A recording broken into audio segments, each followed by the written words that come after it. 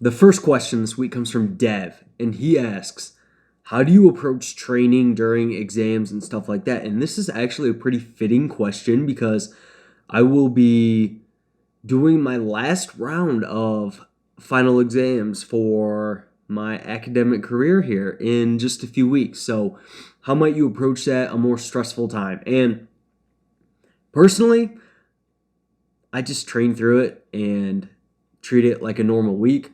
But granted, I've never really stressed a ton about exams and stuff like that because I always come in feeling pretty well prepared. But if this is a more stressful time for you and that sort of thing, and you just have less time, I think the best thing that you can probably do is plan for a deload week, or it doesn't necessarily have to be a deload week, but making sure that it is maybe not an overreaching week or the highest volume week in your total kind of training program. Probably not the best time to try something new or test something out because since you're a little bit more stressed, that can skew things. But I would probably, if there's something that really stresses you out, is plan for a deload during that week. I think that planning deloads around life events is one of the best things you can do there, all right? So that's the approach I would take. And the next question comes from Coach Alexander Crump, and he asks, benefits to staying at higher body weights to get stronger and kind of recomp a little bit. And this is something that doesn't necessarily have a lot of research on it, but seems to have quite a bit of anecdotal support or observational evidence in sport that, hey, when people hang at kind of higher body fat levels and they work up to those body fats, they can tend to hang out at that body fat and kind of recomp a bit. And first off, in my experience, I haven't noticed this a ton with clients, but it does seem as though when I have had clients that are just more so afraid to kind of gain weight. And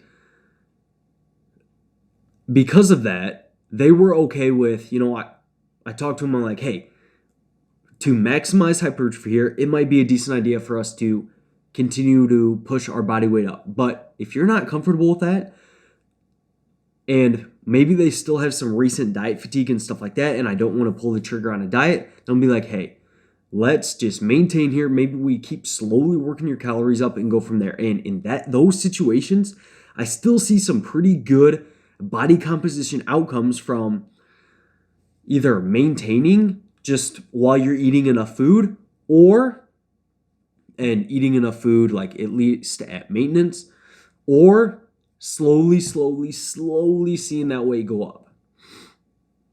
And what do I think that could be happening physiologically? Well, for one, there's a chance that like delayed muscle growth is a thing. Like there's a research paper, I forgot who it was by, but it wasn't too long ago.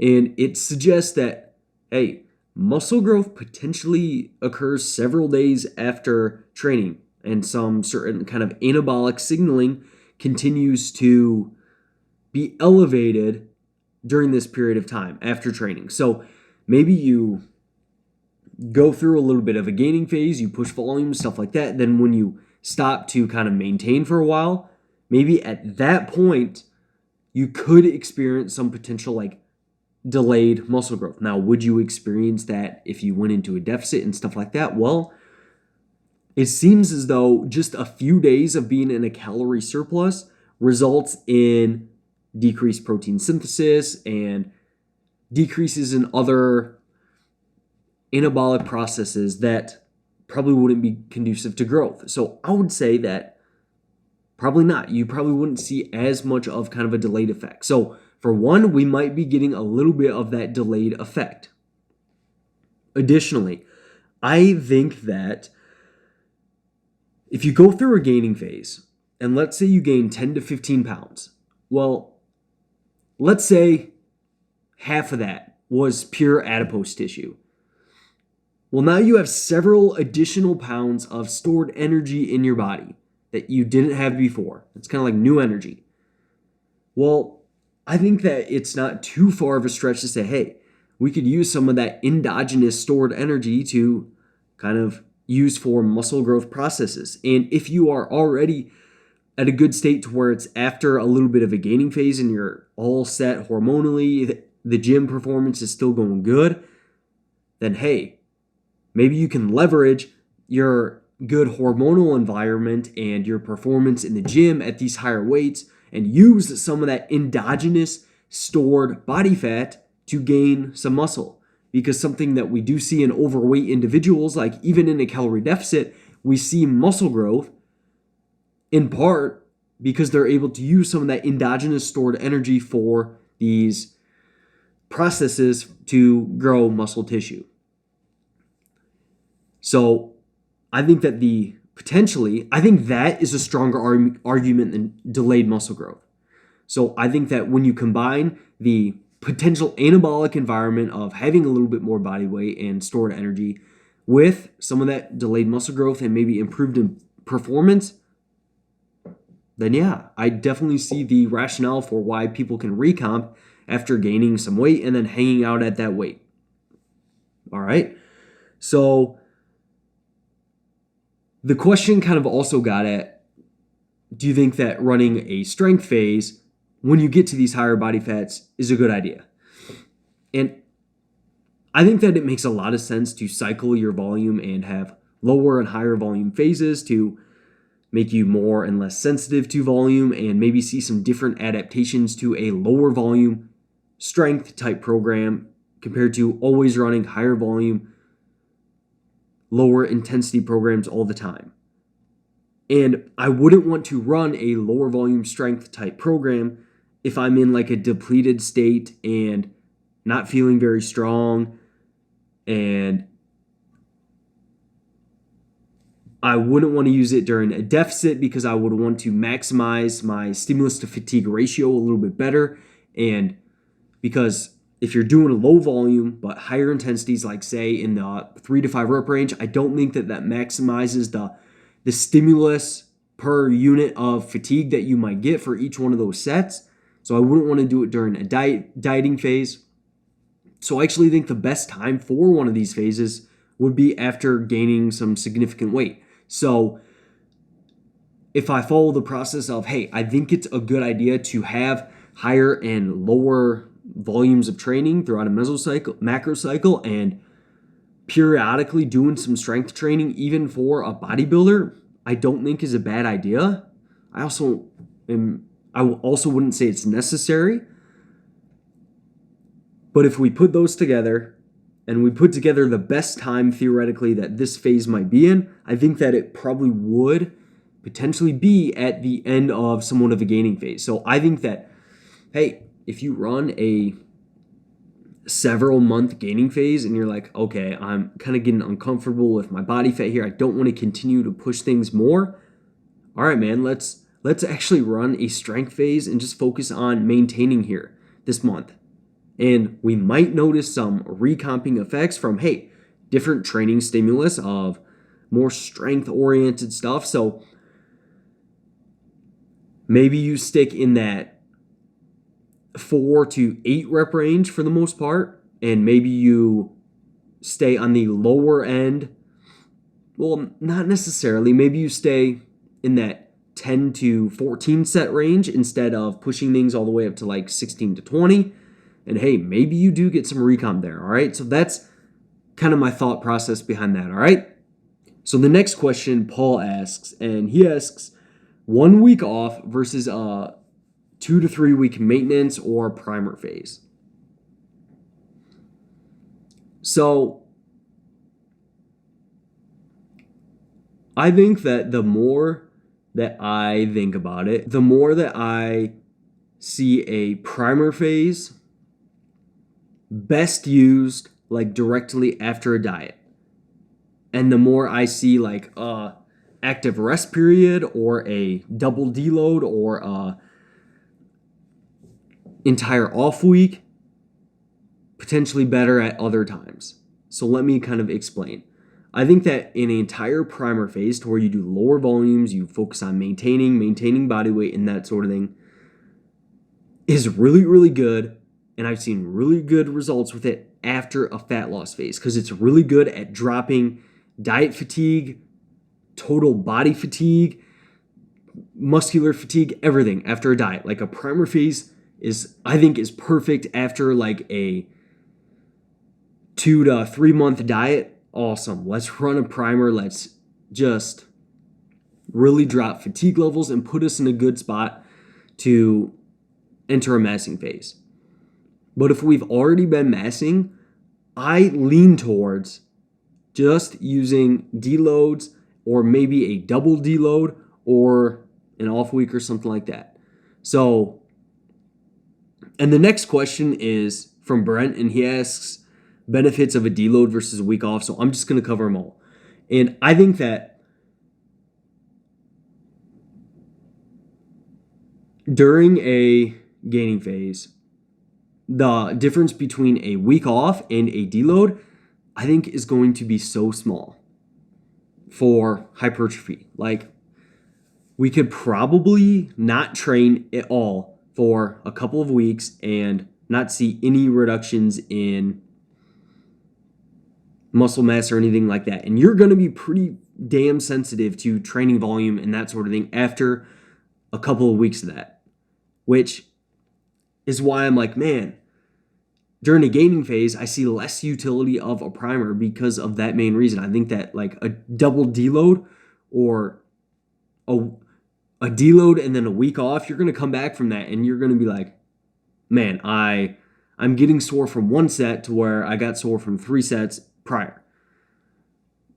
So I think that there's more of a utility for that than actually primer phases in a gaining phase.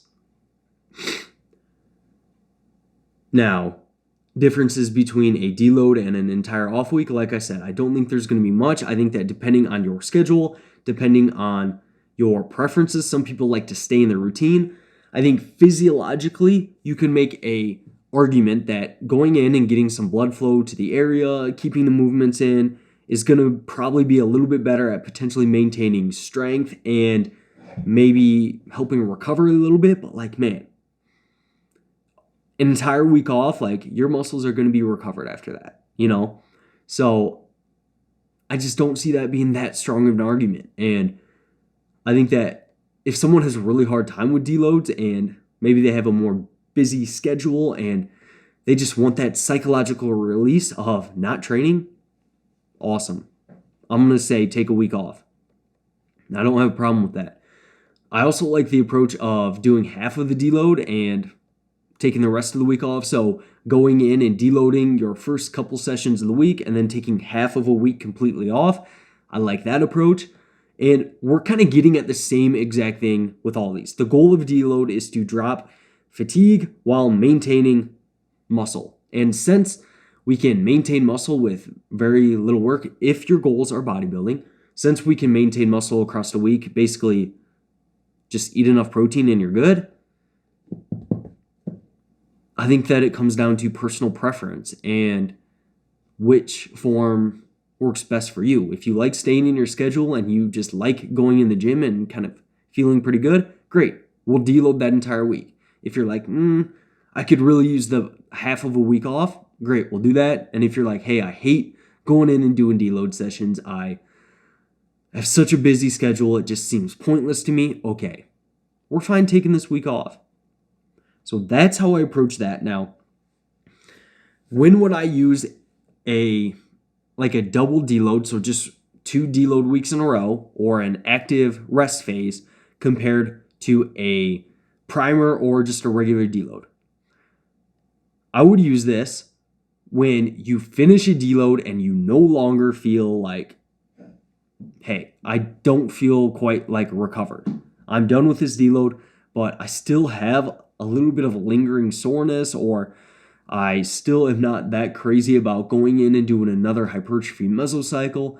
I got little pains and niggles and I just don't feel awesome. And I don't quite feel right for this next meso. Great. Let's just do another deload week and this will kind of be an active rest phase and then we'll be good for another several mesocycles. With some of my long-term clients, like my man Javier, he's been with me for, man, probably a year and like 8 months. And we've only actually had to do one double deload after about a year. And the reason we haven't more periodically done different things, like I'm open to it, but the reason we haven't gone through more primer phases and active rest phases is because he's gained like 20 pounds and his waist circumference has literally moved like 0.1 inches and all of his lifts are going up. There's no reason objectively I can say that his progress has slowed down or is in need of something like this. So for those reasons, we're totally good to keep moving. But if you get done with the deload week and you just don't feel quite right, great, let's do a double deload. And then for a primer phase, I like them after an extended fat loss phase to where more so as a dissipate diet fatigue sort of thing, rather than making you like a ton more sensitive to training and stuff like that. All right? So that's kind of my views on those. If you have any questions or anything like that, just drop them down below and I'll answer them in next week's Q&A, all right? So the final question comes from Oscar, and he's like, hey man, at work, everybody's bringing cookies and all this other stuff, and how do I approach this? That's tricky because, you don't want to be an asshole and say no all the time to that sort of thing. But you also, like, for me, it's like, it's just not worth the calories to have 3 cookies at work or stuff like that, So my approach is usually one of 2 things. My go-to is taking the food, bringing it home, and then giving it to, I don't know, one of my friends, seeing if anybody else wants it, or throwing it away, which is kind of brutal, but hey, at least I took it, And approach number 2 is self-deprecating humor. So you get offered a piece of cake or something like that for like the third, and hey, every once in a while, have the damn treats. Like, I think that's a good idea too. Like, okay, if I got to work in a single cookie today for my macros, I can do that. Every once in a while, I say go for it. But if it's constant and it's like, oh my gosh, then I like to do the approach of trying to laugh it off and be like, you know me, I am watching my figure way too much to have that piece of cake. Get a little laugh out of them. They're probably going to try to pry it out of you like, no, I'm watching my figure, stuff like that. Play it off, be self-deprecating, like make fun of yourself for being the fitness guy or stuff like that. Like, I watch my weight too much. I can't have that. You know that. Stuff like that. I think it keeps the mood nice and light. It's a good way to go about it without like hurting people's feelings and stuff like that. So those are kind of my favorite approaches. I would just take it and then throw it away or something like that. But whatever you want to do, man, that is all I have for questions. Drop them down below and I'll answer them next week. I really appreciate you guys watching. Like, it does mean a ton to me, and I will see you next Sunday.